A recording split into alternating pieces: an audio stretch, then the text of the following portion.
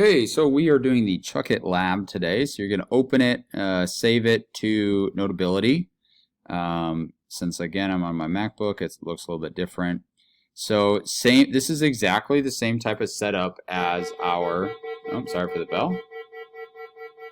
Same setup as our paper towel lab last week. So quick thing to note, observation, if I throw different objects, they tend to go different distances, right?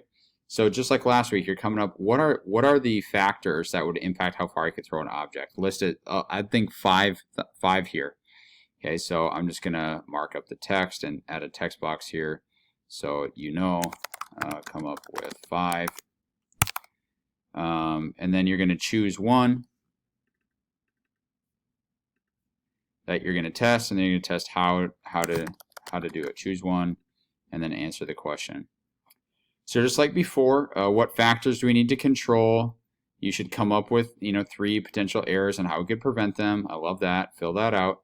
You're answering your problem. Determine blank. I'm within the furnace is blank. Whatever you need. List of materials. Be complete here. Procedure. Here we want a numbered list. Right. So that means like 1, 2, 3, and so forth. Okay, I'm not going to say you have to have more than 3 steps or less than 3 steps or whatever it is. You just need to figure that one out on your own. So if we're in class, we might do this on like Friday instead if it's really terrible weather. So we'll figure that out. But ideally, what we're going to do is we're going to go to the field and chuck it. So if you have a way to do that, that's great. If you have a tape measure or something like that, down here I did put distance in meters on the graph. But however you're going to do it, whatever you have. So object 1. We're listing your 3 objects.